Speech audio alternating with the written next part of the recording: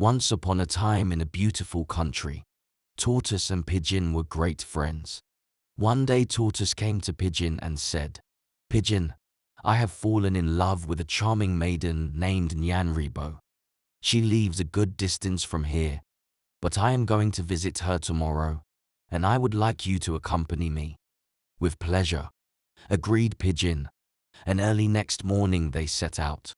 As they journeyed, Tortoise spent the time describing the charms of his lady love, her beauty, her elegance, her wit, and her generosity until Pigeon began to think she must be the most perfect lady in the world.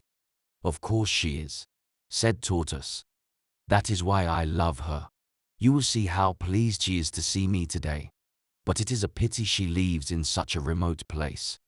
"It is indeed," replied his friend, who began to feel very tired of walking.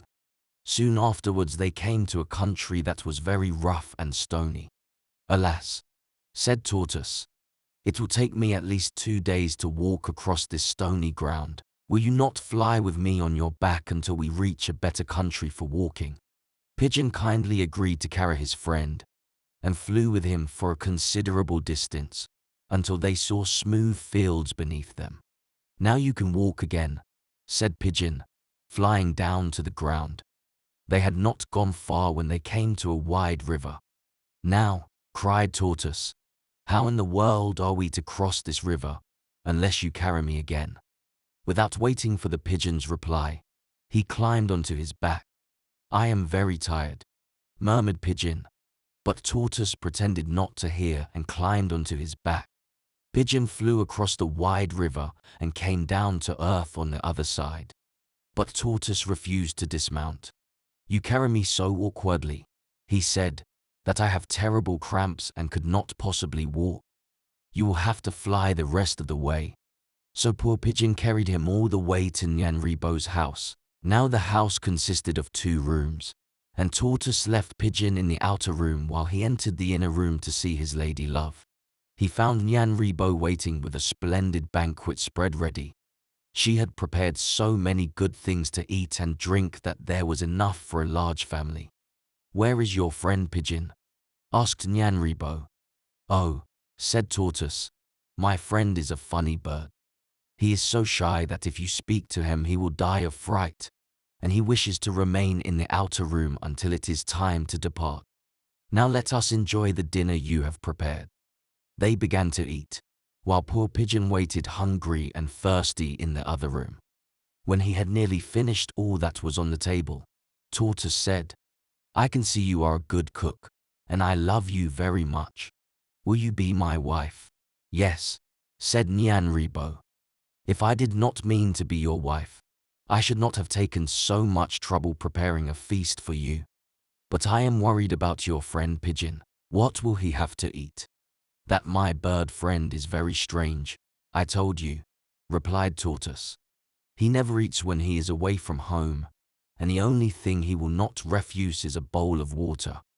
Nyanribo at once filled a bowl with fresh water, and Tortoise carried it to his friend in the other room. "My poor friend," he said, looking very mournful. "Nyanribo mistook the day of our visit, and as she did not expect us until tomorrow, she has nothing in the house to eat, but she sends you this bowl of water. She has been making apologies to me all this while." Tortoise then quickly returned to the inner room to finish what remained of the feast. Pigeon waited for some time, and then grew so impatient that he could not help peeping into the other room. There he saw Tortoise and Nyanribo talking and looking well fed and comfortable, while on the ground were a great number of empty dishes. Seeing this, Pigeon understood the trick that Tortoise had played on him and went back to the outer room to plan his revenge.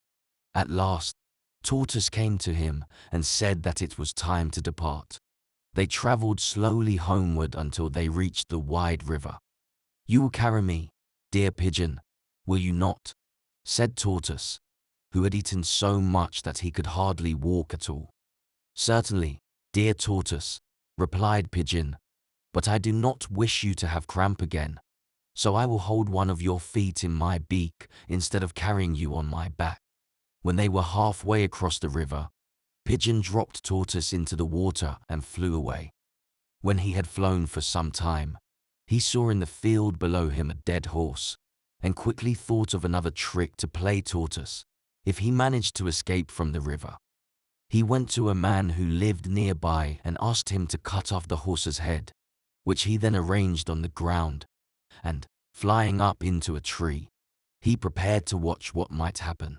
Now when Pigeon let Tortoise drop from his beak, he did not fall into the river, where he would certainly have been drowned, but onto the back of a hippopotamus which was just swimming to the bank. As the big animal reached the bank, Tortoise climbed off its back and hurried away as fast as he could. Later on, he came to a field where there was a horse's head standing on the ground. Tortoise was so astonished at seeing this marvel that he did not go home, but went instead to the king of the country and told him that he knew of a place where horses' heads grew out of the ground just like plants. The king was delighted and said that if the story was true, he would give Tortoise a basket full of gold, which would make him rich for life. Tortoise agreed to take the king and all his court to the place where horses' heads grew like plants, and they all set off, accompanied by drummers, warriors, and a great crowd of people who desired to see this astonishing thing. But, alas, when they reached the field there was nothing to be seen, for Pigeon had removed the head. The king was very angry and ordered Tortoise to be burned to death for deceiving him. Poor Tortoise pleaded in vain for pardon. The warriors made a great bonfire in the field and flung Tortoise into the flames. Just at that moment, the sky became dark with the wings of birds. Pigeon had watched everything from his perch on the tree, but when he saw that Tortoise would be killed, he was sorry, and quickly summoned all the tribe of pigeons and doves to rescue his ungrateful friend. With their wings, they beat out the flames, and Tortoise was saved.